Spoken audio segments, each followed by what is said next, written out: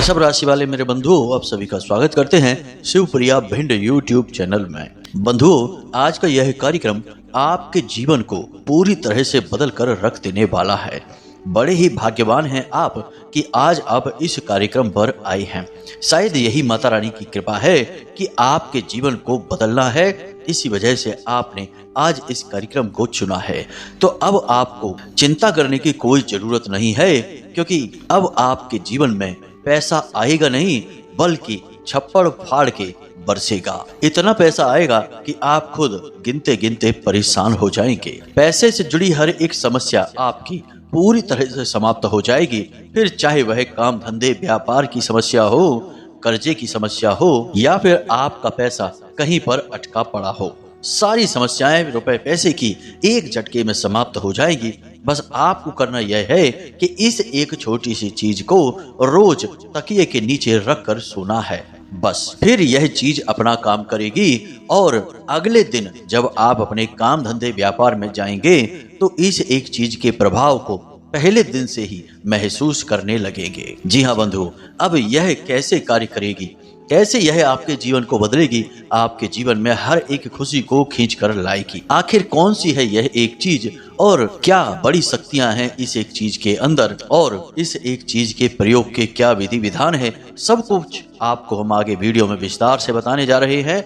बस आज आपको इस कार्यक्रम को अंत तक देखना है, इसके बाद आपका उद्धार निश्चित है। तो जयकारा बोलो माता रानी का, जगत माई महामाई माँ भद्रकाली की जय बोलो, माता रानी के साचे दरबार की जय बोलो। बंधुओं, एक बात हम आपको बता दें कि इस संसार में इंसान जो भी कुछ हासिल करता है वह इस बात पर निर्भर है कि उसके आसपास किस प्रकार की ऊर्जाएं हैं और वे उसके जीवन में किस प्रकार से अपना प्रभाव डाल रही हैं। इंसान के प्रयास तो मात्र पानी के एक छोटे से बुलबुले के समान हैं, जो कब फूट जाएंगे पता ही नहीं चलेगा। मतलब कि प्रयासों का इतना अधिक कोई प्रभाव नहीं है जितना कि दैवी शक्तियों का, ऊर्जाओं का प्रभाव है।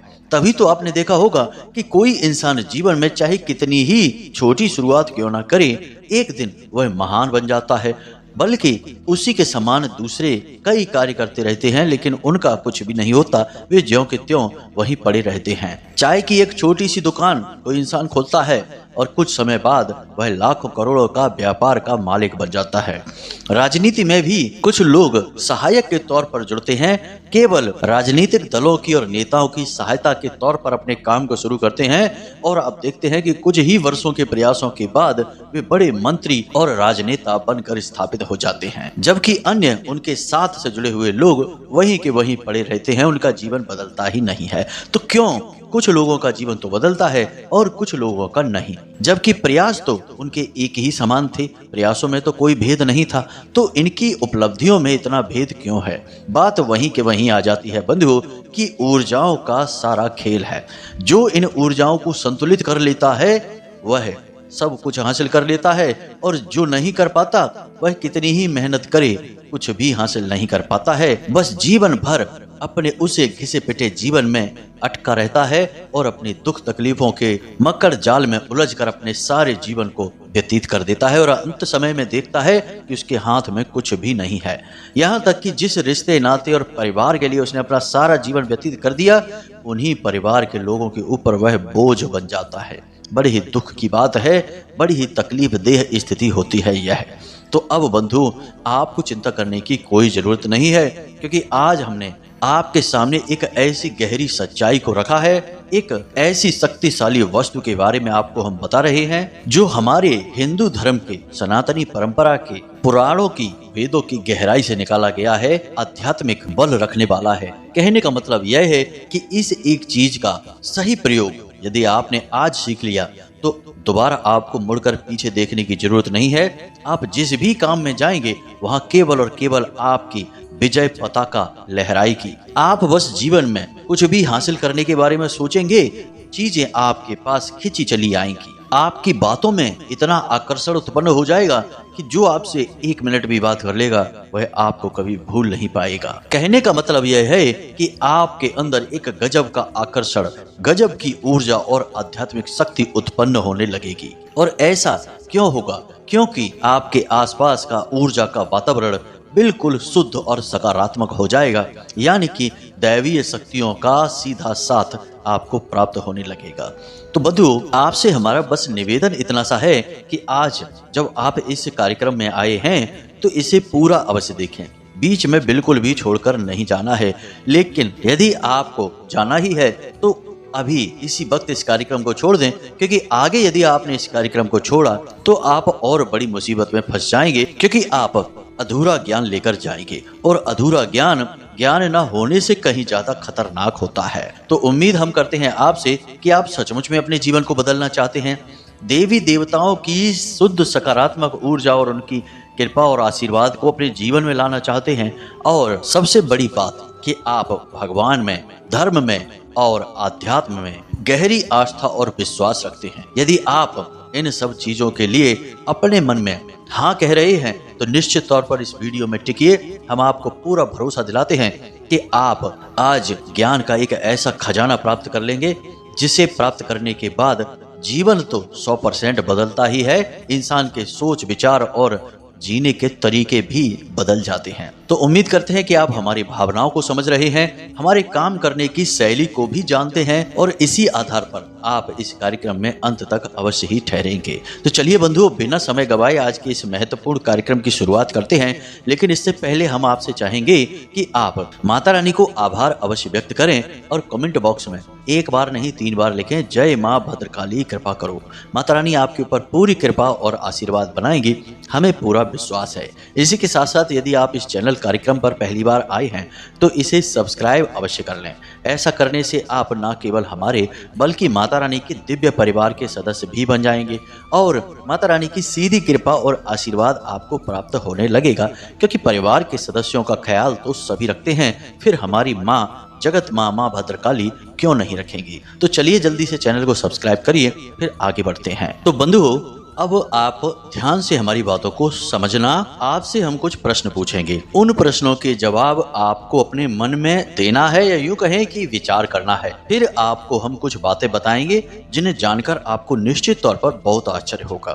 आज का यह वीडियो नींद में किए गए एक विशेष प्रयोग के ऊपर आधारित है, पूर्ण रूप से आध्यात्मिक है, धार्मिक है और माता रानी के द्वारा दी गई अनुभूतियों के ऊपर आधारित है। जी हाँ बंधुओं, तो ध्यान से सुने। अब सबसे पहले हम आपसे यह पूछते हैं कि रात्रि के समय जब आप सोने के लिए जाते हैं, तो जब तक आप नींद की गहराई में नहीं डूबते हैं तब तक आपको सब पता रहता है कि आप कहाँ हैं, क्या कर रहे हैं, कैसे कपड़े आपने पहने हैं, कैसे लोग आपके आसपास हैं, दिन है कि रात है, यानी कि इस दुनिया की पूरी अनुभूतियां आपके पास होती हैं।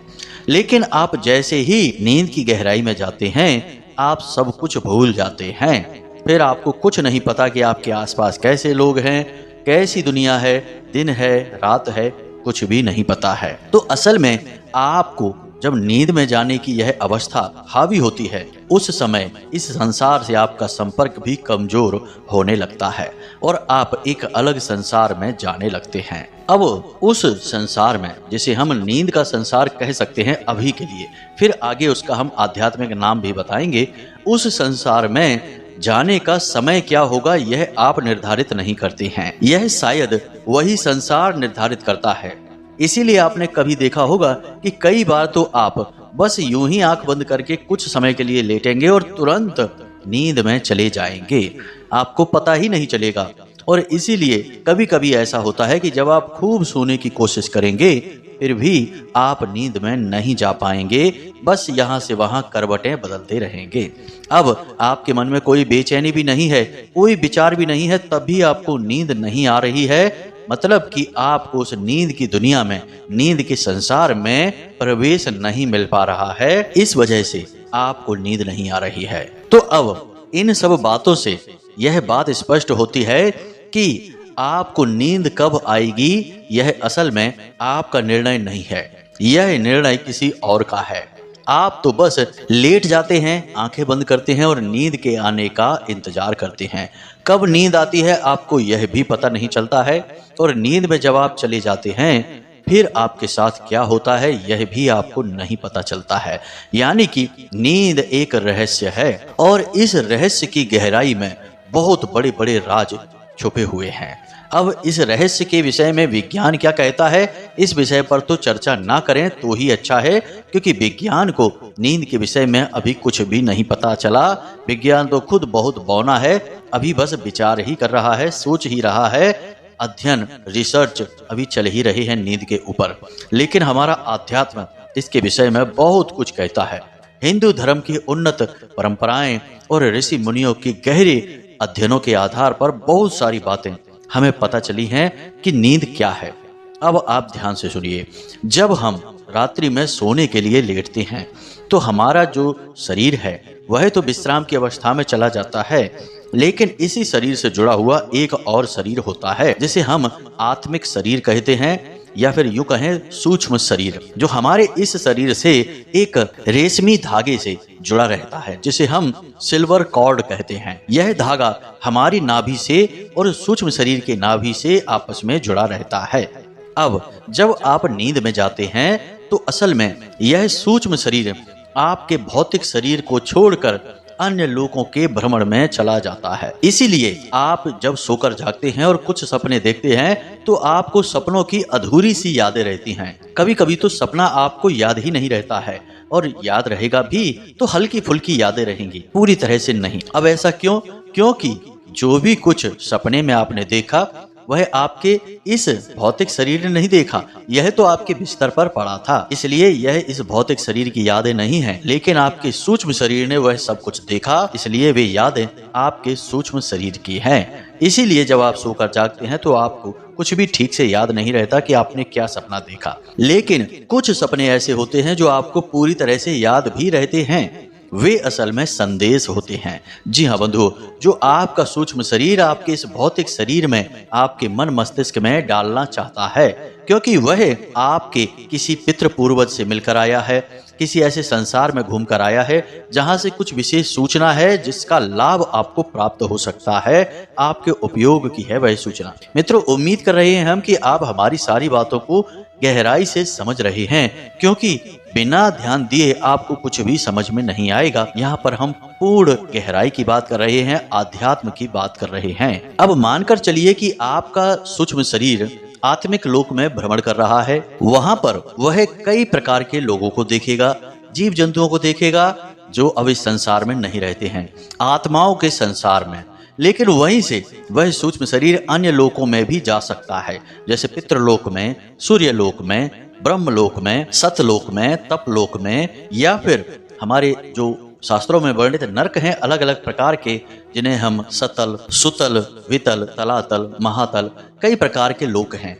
अब हमारा सूक्ष्म शरीर जब पितृलोक में जाएगा तो वह हमारे पितृ पूर्वजों से मिलेगा। इसीलिए आपको सपने में ऐसा लगता है कि आप अपने किसी पुरखे पूर्वज को देख रहे हैं जो अभी इस संसार में नहीं है। जब उनसे मिलेगा तो वह उनसे बातें करेगा, उनके दर्शन करेगा, और यदि कुछ सूचना है तो वे आपको सूक्ष्म शरीर को जो सूचना देंगे उस सूचना को लेकर आपके पास आएगा। इसीलिए वह सपना आपको याद रहेगा। अक्सर ऐसे सपने आपको याद रहते हैं जिनमें आप भगवान के दर्शन करते हैं, ईश्वर के किसी रूप के दर्शन करते हैं, किसी मंदिर के दर्शन करते हैं, या फिर किसी पर्वत, पहाड़ या नदी के दर्शन करते हैं, या फिर अपने किसी पितृ पूर्वज को जो अभी संसार में नहीं है, मरे हुए हैं, ऐसे लोगों के दर्शन करते हैं, या फिर भविष्य में होने वाली किसी बड़ी दुर्घटना के बारे में आपको अनुमान हो जाता है, ऐसी चीजों के दर्शन करते हैं। तब आपको ये सपने सोकर जगने के बाद पूरी तरह से याद होते हैं, क्योंकि ये सपने असल में संकेत होते हैं जो आपका सूक्ष्म शरीर आपको देना चाहता है। यानी कहने का मतलब यह है कि यहाँ तक आपने यह समझा कि आप जब नींद में जाते हैं तो असल में आपका यह भौतिक शरीर तो सो जाता है, लेकिन आपका सूक्ष्म शरीर एक यात्रा पर निकल जाता है, और यह यात्रा अलग अलग लोकों की है। कभी वह किसी लोक में जाएगा, कभी किसी लोक में जाएगा। तभी आप किसी किसी सपने में बड़ी विचित्र चीजों को देखते हैं, विचित्र स्थानों को देखते हैं, या फिर जीव जंतुओं को देखते हैं, और आप अंदाजा लगाते हैं जागने के बाद कि आखिर आपने सपने में देखा क्या। चीजों के बारे में आप ठीक से अनुमान भी नहीं लगा पाते हैं, क्योंकि वे अलग अलग लोगों के दृश्य होते हैं। तो अब यहाँ तक आपको यह समझ में आ गया है कि सूक्ष्म शरीर किस प्रकार आपके सोने के समय पर यात्रा पर निकलता है। अब यहाँ पर आपके काम की एक बात और निकल कर आती है कि आपका सूक्ष्म शरीर आपको भविष्य में होने वाली बहुत सारी सूचनाओं की जानकारी दे सकता है, अलग अलग लोकों की यात्राएं कर सकता है, कई प्रकार की दिव्य ऊर्जाओं की, यहाँ तक कि देवी देवताओं की और भगवान के संपर्क में भी आसानी से आ सकता है। तो अब मूल बात यहाँ पर यह निकल कर आती है कि आप देवी देवताओं की विशेष कृपा और आशीर्वाद को इस प्रक्रिया से गुजरकर आसानी से हासिल कर सकते हैं। अब यह क्रिया क्या है, इसे आप ध्यान से समझिए।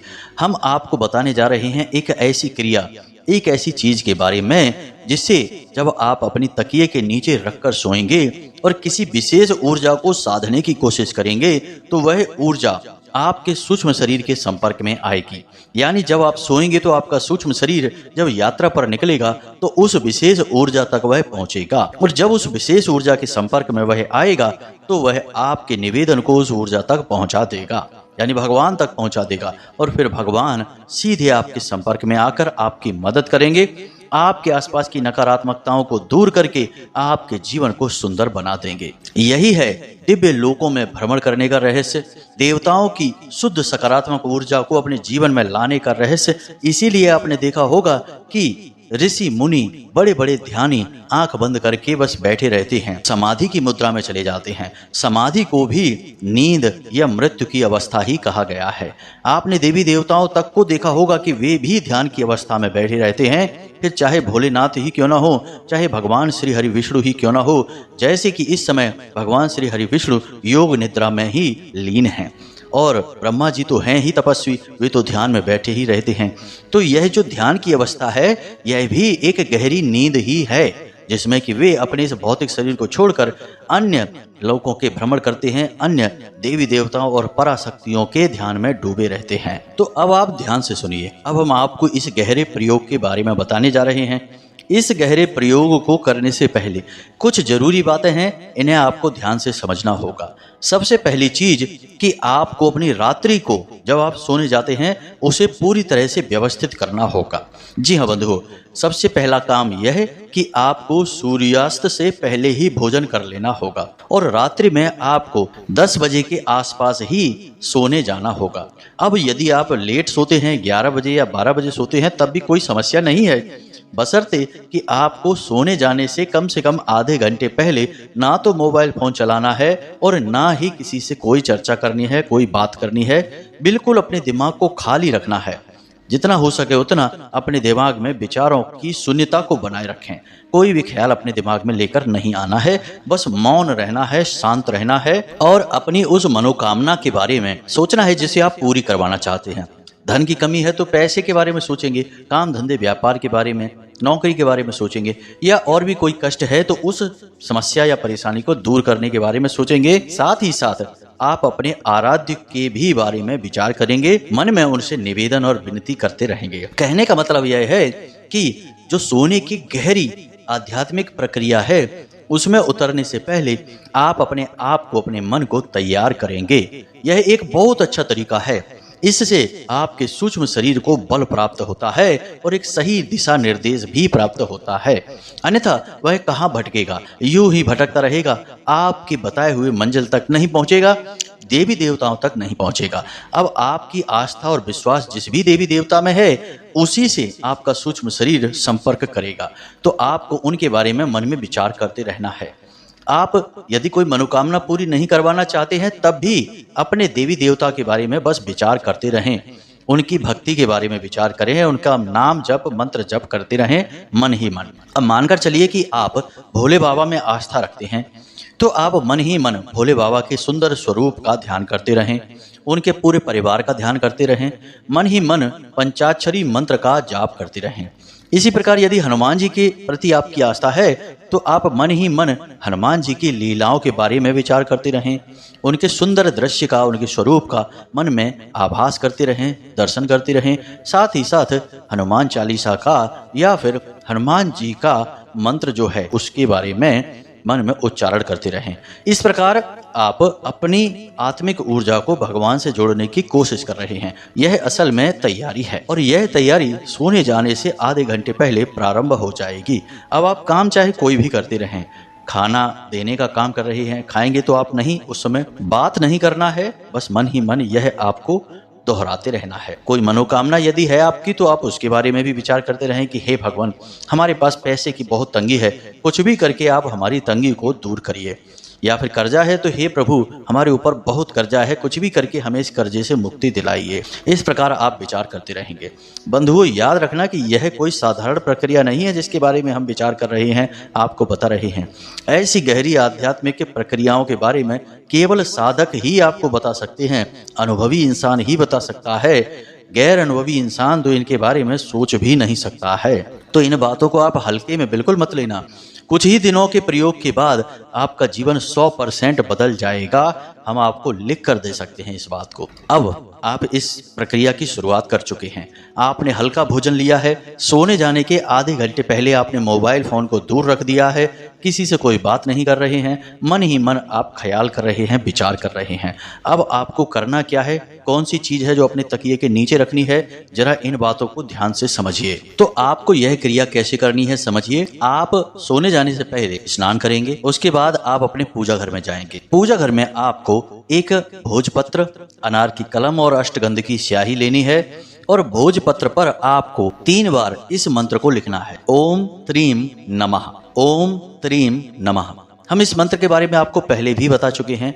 अलग अलग इसके कई प्रकार के प्रयोग हैं, लेकिन इस मंत्र की शक्ति बहुत ही प्रचंड है। यह त्रिशक्ति को समर्पित है और हमारी संपूर्ण सृष्टि त्रिशक्ति से ही बनी हुई है। जैसे हम ब्रह्मा विष्णु महेश यानी कि सृजन, पालन और संहार की शक्ति कहते हैं, तो इस त्रिशक्ति का आह्वान आप कर रहे हैं। देवी देवता आपके जो भी हैं, आपके मन में हैं, उनके बारे में अलग बात है, लेकिन संपूर्ण देवी देवताओं का संबंध कहीं ना कहीं इन्हीं त्रिशक्तियों से ही होता है। तो अब आपने क्या करना है कि इस कागज पर यानी भोजपत्र पर आपको यह मंत्र 3 बार लिख लेना है। उसके बाद इस कागज को आपको भगवान भोलेनाथ या फिर भगवान श्री हरि विष्णु के चरणों में रख देना है। उसके बाद आपको गाय के घी का एक दीपक जलाना है और उस दीपक के पास बैठकर ही मन इस मंत्र का उच्चारण करते रहना है, ओम त्रीम नमः। इस मंत्र का आपको उच्चारण करते रहना है। कोई विशेष संख्या की सीमा नहीं है, कितनी भी बार आप उच्चारण कर सकते हैं। जब तक आपका दीपक जल रहा है तब तक आप उच्चारण करें। कम से कम 5-10 मिनट तो वहां बैठे ही। उसके बाद जब आपका दीपक शांत हो जाए तो उसके बाद आपको वह कागज भगवान के चरणों से उठाना है और मन ही मन भगवान से निवेदन करना है कि हे प्रभु, हमारी मनोकामना आप पूरी करिए। हम आपसे निवेदन करते हैं और हम आपकी शरण में हैं, आपकी मदद चाहते हैं। सपने के माध्यम से आप हमें संकेत दीजिए कि आप अब हमारी मनोकामना को पूरी करने वाले हैं। यह आपका मन में चल रहा विचार होगा, आपको बोलने की कोई जरूरत नहीं है, किसी से कुछ बताने की जरूरत नहीं है। यह बहुत ही गुप्त और व्यक्तिगत प्रयोग है। और याद रखना कि आप कुछ बोलें या ना बोलें, भगवान सब सुनते हैं, वे अंतर्यामी हैं, आपकी आत्मा को जानते हैं। तो अब आपको यह कागज उठाना है और इसे धीरे से अपने तकिए के नीचे रख लेना है।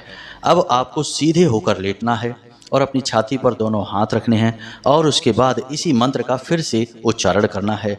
जितनी भी बार आप कर सकते हैं, 7 बार कर सकते हैं, 21 बार कर सकते हैं, 31 बार कर सकते हैं। मन ही मन इसका उच्चारण करें और हर उच्चारण के बाद आप भगवान से निवेदन करें कि हे भगवान, हमें आप सपने में दर्शन देकर हमारी मदद करें और अपने साथ होने का हमें एहसास कराएं। इस प्रकार आप निवेदन करेंगे। यदि आपको मंत्रोच्चारण करते करते ही नींद आ जाती है तो कोई समस्या नहीं, बहुत ही अच्छी बात है। नहीं आती है, आप थक जाएं उच्चारण करते करते, तो आप आंखें बंद करके लेटे रहें, आपको नींद आ जाएगी। जब आपको थोड़ी देर बाद नींद आ जाएगी तो आपका जो सूक्ष्म शरीर है वह सीधे उसी लोक में जाएगा जिस देवी देवता के लिए आपने प्रार्थना की थी। याद रखना कि सीमाएं हमारे इस भौतिक शरीर के लिए हैं, आत्मिक शरीर के लिए, ऊर्जा शरीर के लिए कोई सीमा नहीं है, वह कहीं भी जा सकता है।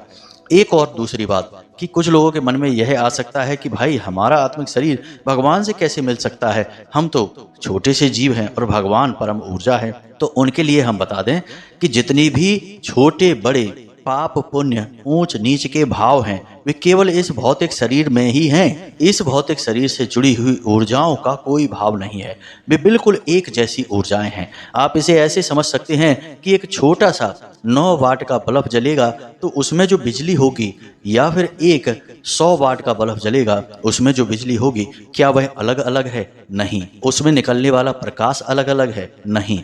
प्रकाश भी एक जैसा है, बिजली भी एक जैसी है, बस उनकी तीव्रता कम या ज्यादा हो सकती है आकार की वजह से, लेकिन उनके अंदर जो तत्व है वह तो एक ही है। इसी प्रकार भगवान की जो ऊर्जा है और आपके अंदर जो आपकी आत्मा है, आपकी ऊर्जा है, वह भी तो एक ही है, अलग अलग कहाँ है। इसलिए आपका सूक्ष्म शरीर सीधे भगवान से जुड़ सकता है, सीधे दर्शन कर सकता है, सीधे बात कर सकता है। अब चाहे वो भगवान हनुमान जी हो, भोलेनाथ हो, भगवान श्री हरि विष्णु हो या माँ दुर्गा हो, कोई भी हो सकते हैं, कोई फर्क नहीं पड़ता है। अब आपको इस प्रयोग को कम से कम 7 दिन तक करना है। 7 दिन के अंदर अंदर आपके जो देवी देवता आराध्य हैं, जिनमें आपकी आस्था है, वे आपको 100% दर्शन देंगे, हर हालत में देंगे, सपने के माध्यम से।